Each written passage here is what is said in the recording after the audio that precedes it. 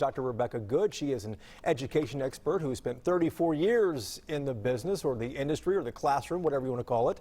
Dr. Good, thanks for joining us this afternoon. Thank you. Happy to be here. Talk about one of the big questions right off the top. What now? What can parents do right now, if anything, to set themselves up and get ready for what in-person class, virtual learning rather, is going to be like come August next month? Well, we have to understand that almost no child learned as much from March to, if they went to summer school even, to now. And so parents have to be cognizant of the fact that their kids have academic gaps. And so even though school is not starting in the building, there are things that parents can do to prepare their kids for once they get to school. And not only by asking the questions of the school, talk to me about remote learning. How much better is it going to be? What's going to be different about it and more engaging? So parents should be reaching out to the schools and asking questions if by chance the school has not reached out to them and given them that information. And then also, of course, what safety protocols have been put into place to make it safe for my child to return?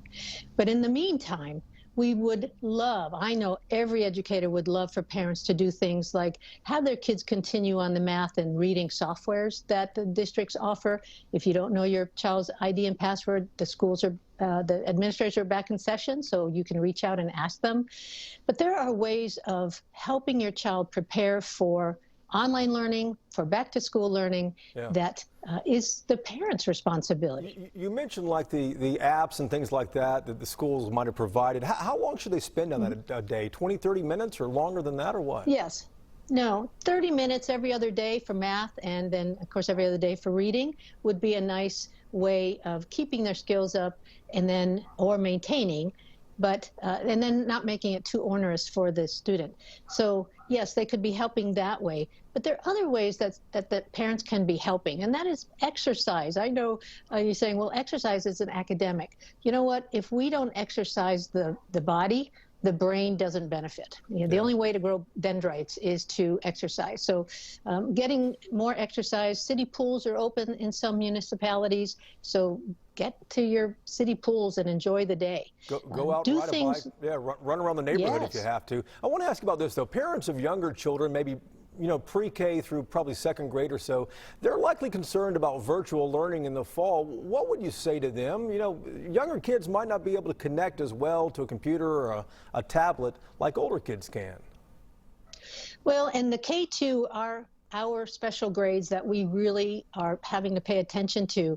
TEA has two models that they're suggesting. They're synchronous and asynchronous. And those are models through which we teach instructionally, and then they can count attendance, which is, very important for a district. So the asynchronous is the only model allowed for the K2, and that is because the asynchronous does not force a child to sit in front of a computer for a certain amount of minutes. In theory, the TEA would like to have 180 minutes for grades 3 through 5, and then 240 minutes for 6 on up. Is that a week? But for the little ones, no, that's a day. What is it? A day? A day. And so, let me ask you this last thing in our final moments here too. What does your gut tell you? Are kids going to go back in Texas, or at least North Texas, this semester, this fall semester? Will kids return to class? The strongest rumor we're getting is chances are, no, not. It might be revisited in December for January, but it's, we're just waiting for Dallas County to follow Tarrant County. Yeah. Wow. Yeah. Yeah, it's tough, and a lot of parents are obviously dealing with. We are at my house as well too, and I know I'm just one of probably thousands here in North Texas. Dr. Rebecca Good, thank you for your time from Allen there. We appreciate it. Thanks. Thank you.